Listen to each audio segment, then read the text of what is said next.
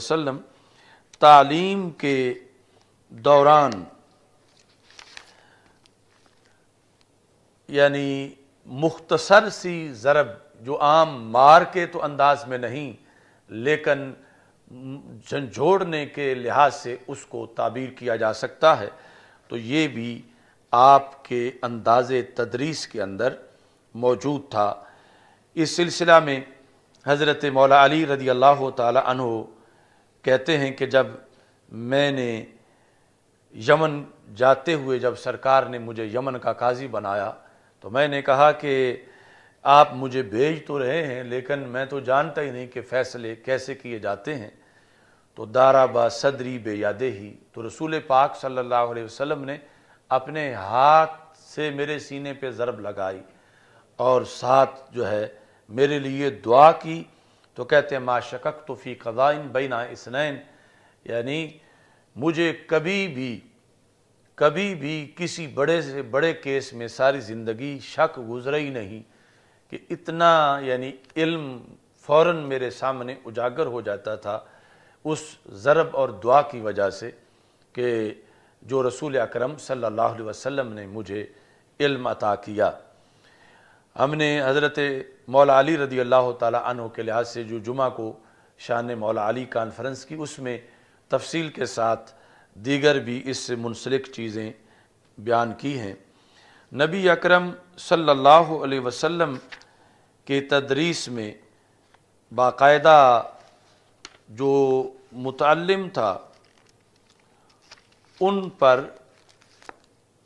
ان کو ریہرسل کروائی جاتی تھی، ان سے سوال کر کے، یعنی طلباء کی ذہنی وسعت کے لیے اور ان کے اندر تفکر کی صلاحیت کو پروموٹ کرنے کے لیے یہ باقاعدہ سوال کی شکل میں رسول پاک صلی اللہ علیہ وسلم سوال کر کے اور پھر اس کے بعد کافی ٹائم دے کے اور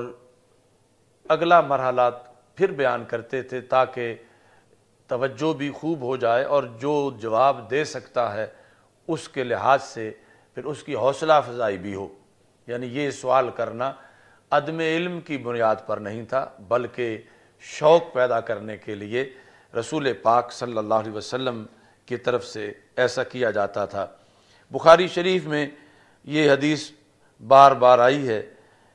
حضرت عبداللہ بن عمر رضی اللہ تعالیٰ عنہ کہتے ہیں کہ رسول پاک صلی اللہ علیہ وسلم نے ایک دن ارشاد فرمایا، ان من الشجر شجرہ، درختوں میں سے ایک درخت ایسا ہے لا یسقط ورقها، جس کے پتے نہیں گرتے، یعنی وہ پت جھڑ میں خزاں میں اس کے پتے نہیں جھڑتے۔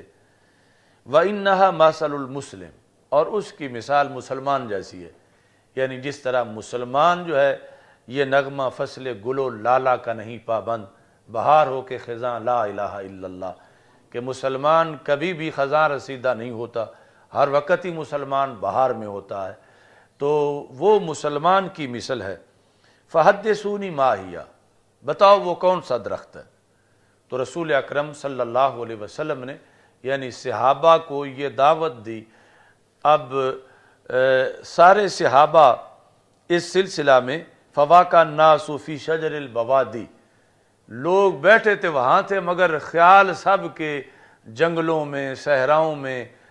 مختلف جو نہروں کے کنارے یا جہاں بھی درخت ہوتے ہیں سب کے خیال وہاں تلاش کر رہے تھے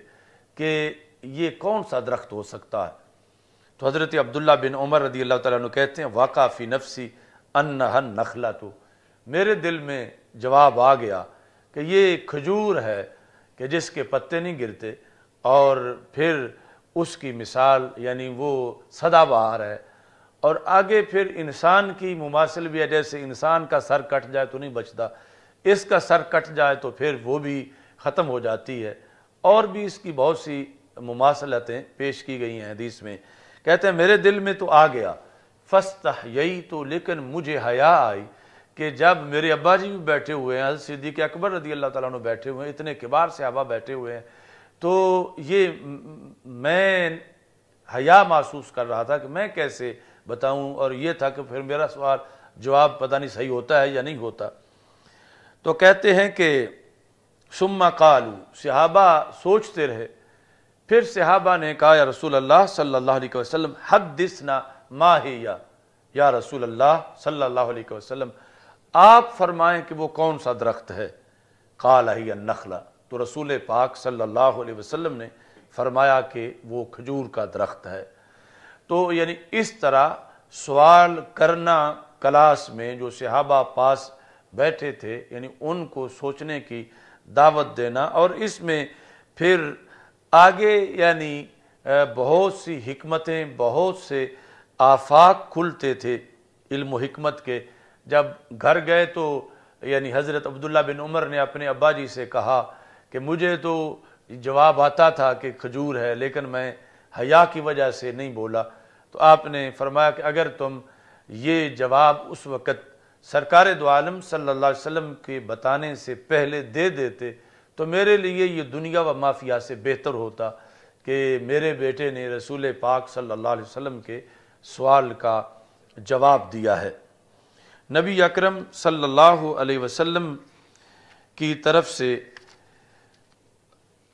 گفتگو کے اندر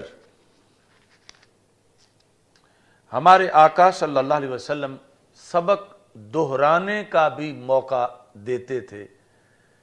یعنی جو اہم امور تھے ان میں یعنی پڑھا کے پھر فرماتے تھے کہ اب تم کہو۔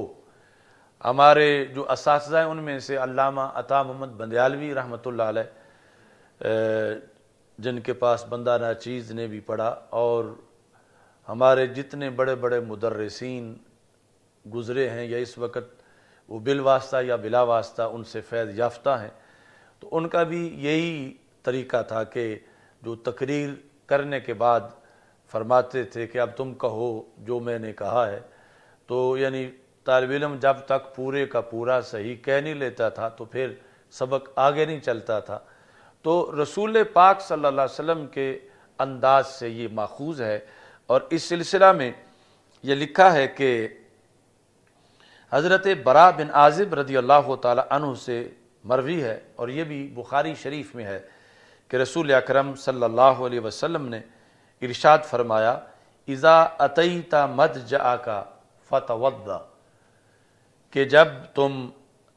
سونے لگو تو وضو کر لو، وضوءک للصلاۃ، نماز والا وضو، پھر تم دائیں پہلو پہ سو جاؤ، اور اس کے بعد پھر یہ دعا پڑھو۔ یہ حضرت براء بن عازب رضی اللہ تعالی عنہ کو سرکار دو عالم صلی اللہ علیہ وسلم تعلیم دے رہے تھے۔ دعا یہ ہے اللہم اسلمت وجہی الیک، میں نے اپنا چہرہ تیری طرف جھکا دیا، وفوضت امری الیک، میں نے اپنا معاملہ تیرے سپرد کر دیا، والجأت ظہری الیک، میں نے اپنی پشت تیری پناہ میں دے دی، رغبتا ورہبا الیک، تیرا ہی ڈر ہے اور تیری طرف ہی مجھے شوق ہے، لا ملجا ولا منجا منک الا الیک، تجھ سے سوائے تیرے کوئی نہیں بچا سکتا، تو ہی میری پناہ ہے۔ اللہم آمنت بکتابک، اے اللہ میں تیری کتاب پر ایمان لایا، الذی انزلت، جو تو نے نازل کی، وبنبیک الذی ارسلت، اور میں تیرے نبی حضرت محمد مصطفیٰ صلی اللہ علیہ وسلم پر ایمان لایا جن کو تو نے بھیجا ہے۔ کہتے ہیں کہ جب سرکار صلی اللہ علیہ وسلم نے یہ مجھے پڑھایا تو اس کا فائدہ یہ بتایا فَإِن مُتَّ مِن لَيْلَتِكَ فَأَنْتَ عَلَى الْفِطْرَةِ، یعنی اگر تم اسی رات فوت ہو گئے، چونکہ نیند نصف موت ہے، اور ہو سکتا ہے کہ سونے کے دوران پوری موت آ جائے، تو یہ دعا پڑھ کے اگر تم سوئے ہوئے ہوگے تو پھر تم فطرت اسلام پر رخصت ہو جاؤ گے، اور یعنی یہ ہوگا کہ گویا کلمہ پڑھتے پڑھتے تمہاری روح نکل گئی ہے۔ حضرت براء بن عازب کہتے ہیں جب یہ بات مکمل ہوئی تو میں نے اس کو دہرانا شروع کر دیا، یعنی جس طرح رسول اکرم صلی اللہ علیہ وسلم نے پڑھا فرددتها علی النبی صلی اللہ علیہ وسلم۔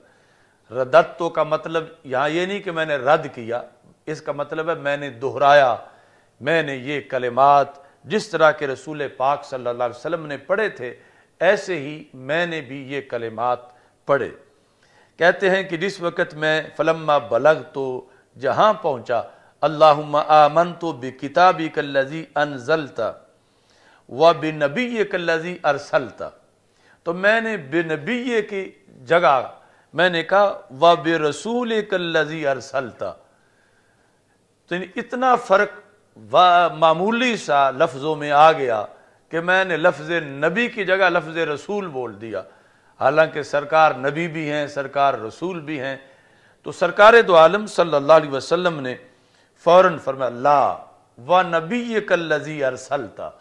یعنی میں نے جو لفظ بولے وہی تم نے بولنے ہیں، یعنی اتنی بھی تبدیلی جو ہے وہ نہیں کرنے دی۔ اور یعنی اس سے یہ بھی پتہ چلتا ہے کہ حدیث کے لحاظ سے یعنی کتنا احتیاط کا معاملہ تھا، اور کس قدر رسول پاک صلی اللہ علیہ وسلم نے صحابہ کرام رضی اللہ تعالی عنہم کو ایک ایک لفظ ہو بہو یاد کرنے کا شوق دلایا۔ تو یہاں یعنی جو انداز تدریس ہے کہ شاگرد سے کہلوانا اور پھر اس کا جب وہ کہہ رہا ہو دھیان سے سننا، اور وہ اگر غلطی کرے تو اس کی اصلاح کرنا، یہ نبی اکرم صلی اللہ علیہ وسلم کی تدریس اور تعلیم کے اندر یہ انداز بھی موجود تھا۔ رسول اکرم صلی اللہ علیہ وسلم آپ نے بعض صحابہ کو بعض علوم کے ساتھ مختص کر رکھا تھا، اور رسول اکرم صلی اللہ علیہ وسلم بعض مواقع پر وقت کے لحاظ سے بھی یعنی تخصیص فرماتے تھے۔ یعنی اجمالاً یہ ہے کہ ویسے تو مساوات کا حکم ہے، اور مساوات صرف اسلام میں ہی ہے، یعنی باقی جو ہیں مذاہب وہ مساوات کا دعویٰ کرتے ہیں لیکن مساوات نہیں۔ اور اسلام کے اندر پھر مساوات ایک وسیع مضمون ہے، یعنی مساوات کا اس میں یہ بھی ضروری ہے کہ سب کو ایک جیسا کرنے میں ان کی صلاحیت بھی دیکھی جائے۔ مثلا عام جو دنیا میں کوئی حکیم یا طبیب ہے، ڈاکٹر ہے، وہ بھی جب علاج کرتا ہے، مثلا ایک ہی بیماری کے دو مریض ہیں اور ایک مریض نوجوان ہے اور دوسرا بوڑھا ہے، تو اب کہا جائے کہ تو نے مساوات ہی کرنی ہے، تو وہ جو دیسی گھی والی دوائی جو نوجوان کو دے رہا ہے وہی اس لاغر کو دے گا، تو وہ تو مساوات اس کو الٹی پڑ جائے گی۔ تو اس طرح یعنی رسول پاک صلی اللہ علیہ وسلم تعلیم کے اندر ویسے تو مساوات ہے کہ یہاں امیر کا بیٹا ہو یا غریب کا بیٹا ہو وہ اکٹھے بیٹھ کے پڑھیں گے، اور اسی بنیاد پر یعنی مختلف بادشاہوں کی علماء سے مخالفت بھی ہوتی رہی کہ جب وہ کہتے تھے ہمارے بیٹوں کو علیحدہ پڑھاؤ تو انہوں نے کہا نہیں، یہاں تو سب نے اکٹھے بیٹھ کے پڑھنا ہے۔ لیکن جب صلاحیت کی بات ہو تو اس میں پھر بعض کو بعض علوم کے ساتھ خاص کیا جا سکتا ہے، اور اس میں بہتری ہے باقی بعض کی جن کو نہیں دیا گیا، اور یہ پھر مساوات کے منافی نہیں ہے۔ رسول اکرم صلی اللہ علیہ وسلم آپ نے حضرت انس بن مالک رضی اللہ تعالیٰ عنہ کہتے ہیں کہ حضرت معاذ بن جبل رسول پاک صلی اللہ علیہ وسلم کے پیچھے سواری پہ بیٹھے ہوئے تھے، تو رسول پاک صلی اللہ علیہ وسلم نے فرمایا یا معاذ بن جبل، اے معاذ بن جبل، تو انہوں نے کہا لبیک یا رسول اللہ صلی اللہ علیہ وسلم وسعدیک۔ قال یا معاذ، قال لبیک یا رسول اللہ صلی اللہ علیہ وسلم وسعدیک۔ یعنی 3 بار رسول پاک صلی اللہ علیہ وسلم نے یا معاذ فرمایا